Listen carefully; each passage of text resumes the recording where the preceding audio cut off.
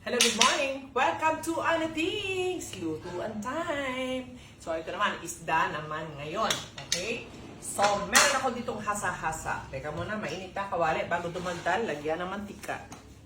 Coconut oil, of course. And then, ilagay na natin itong mga sangkap. Meron tayo ditong bawang. Makas natin ng konti. Siyempre, meron din sibuyas dyan. Ay, nako, dire-diretso na yan. Diba? Bawang sibuyas. Papiranggot lang lagi na sibuyas, ha? Take note, ha? Papiranggot lang parate na sibuyas. Ayan. Ang bango na. Ang bango. Ito, pwede natin ilagay si kamatis. Ayan. Siyempre, sasangkutsahin muna natin. Sasangkutsa, so kailangan takpan. Takpan muna natin. And then, come here sa repa. Yan. So, nagprito na ako nito, ha. Hasa-hasa. Yan. Hasa-hasa. So, sariwang-sariwa. Nabili ko sa, sa South Supermarket. Yan. So, syempre, proseso nito, lilinisin mabuti muna, ha. Siguraduhin na walang kadugo-dugo para walang lansa. Okay? Yung mga sa leeg niya na gano'n, hahalukayin nyo, buting-tingin nyo, tanggalin yung mga dugo-dugo dyan na nakadikit. Yan. And then, at saka pinirito, may asin na ito. Yan. And then, ayan na. Simpleng-simple, mabilis lang yan. Mura kamatis. Mura na. Kaya nagsasamantala namin na. Ganun lang naman diskarte natin, kung ano yung mura. No, panahon ng kamatis, mahal, hindi muna ako naggagamit ng kamatis. Nag-iisip ako ng mga iluluto ko na hindi masyadong may kamatis. Pero pag mura na kamatis, ayun na. Nag-adobo ko ng pata nung isang araw, di ba? Ay, nako, pure kamatis ang nilagay ko. Napakasarap. Napakabenta. Okay? Naubos agad ang aking pata. Pinamatis ang pata ng isang araw. Naubos agad.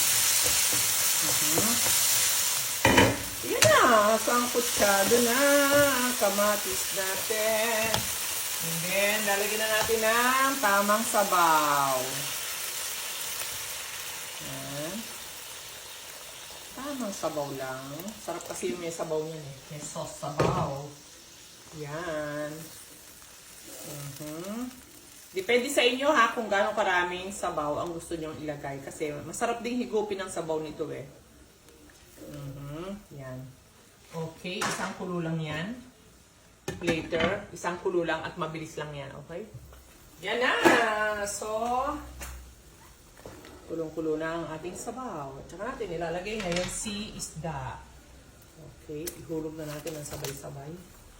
Isang kilo po iyan Parang 380 sa South Supermarket. 380 ang kilo. Ang dami nang makakakain nito kaya, Kaya ako naman pagka ganito, isa lang, at saka yung sabaw gusto ko. And then, konting kulo-kulo niyan.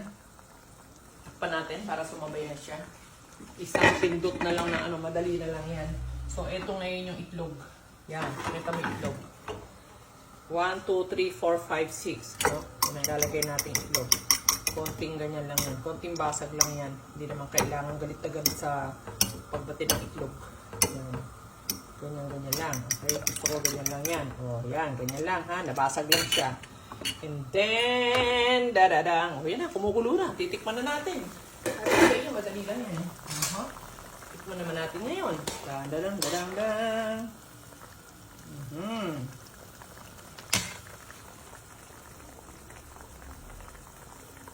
Matabang. Yan ang sinasabi ko. Hindi baling matabang.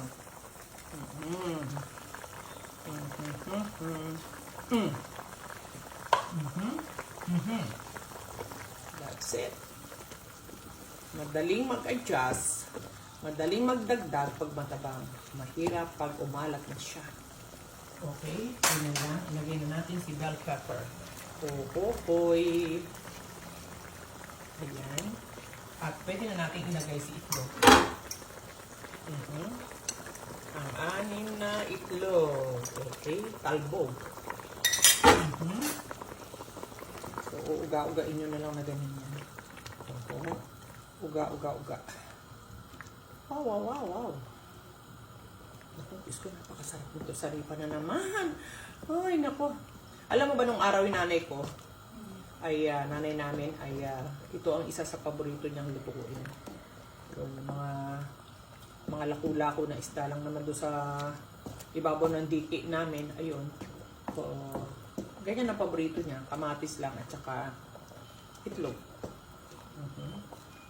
Pag Biyernes Santo, ganun din ang dinadala namin sa simbahan, di ba? Nagkahatid tayo ng pagkain kapag pabasa, Biyernes Santo, sa simbahan ng araw. Naalala ko yun eh. Elementary ako, at saka high school. Yun, ganyan din ang yung aming sinishare na food doon sa simbahan. Yung mga, para doon sa mga kumakain sa pabasa. Nako. Nako. Nako talaga. Nakakatuwa kasi eh.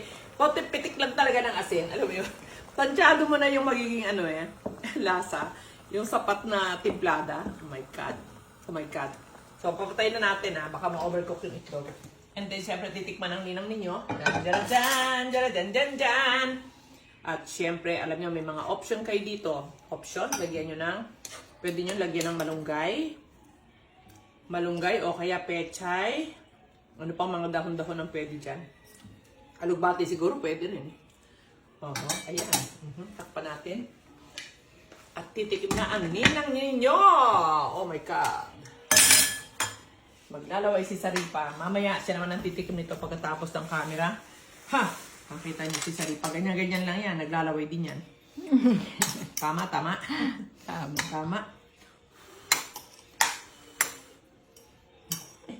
Yung mga simpleng ganito lang, itlog, kamatis, isda. Masarap dito sa ibang isda pwede rin, bangos pwede rin, pero sa may cancer, huwag muna talaga ang bangos at tilapia, ha? Sa inyo naman yun, may kumukontra pa rin sa akin, edi walang problema. Edi gusto nyo, kumain kayo na kumain, kung may cancer kayo, edi kumain kayo na kumain ng bangos at tilapia. Pero yun naman mga lang naman yun mga natututunan natin from the doctors din naman, si Dr. Farah. Yun ang sabi niya. Dahil nga kumakain ng feeds, so...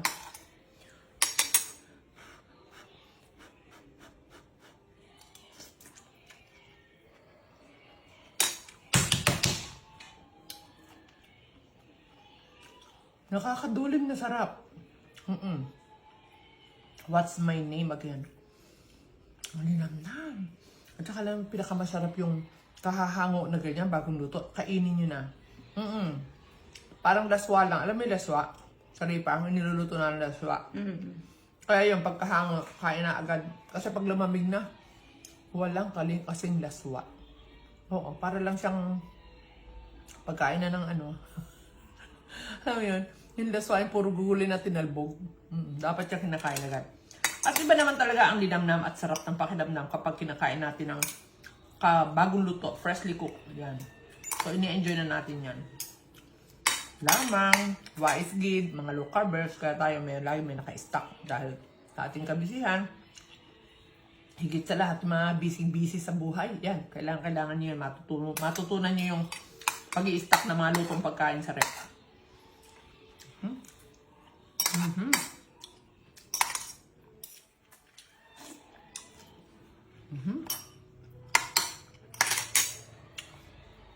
Sige na nga, hahaba. Uubusin ko to. Hahaba ang ating video. So, ang simple lang ha. Laging simple, laging payak lang ang paglo-low carb. Huwag gawing komplikado. Huwag nang mag-isip ng kung ano-ano pa. Simplihan na lang natin ha. Mga talbog-talbog, okay na yan. Diba? Pero, reminder, more on fats and proteins tayo ha. Pwede tayong magganito rin, isda, itlog, gulay konti, seafood, okay. Pero, reminder na ang kailangan natin talaga ay more on fats and proteins. Okay? Thank you. Stay strict low carb. God bless. Bye!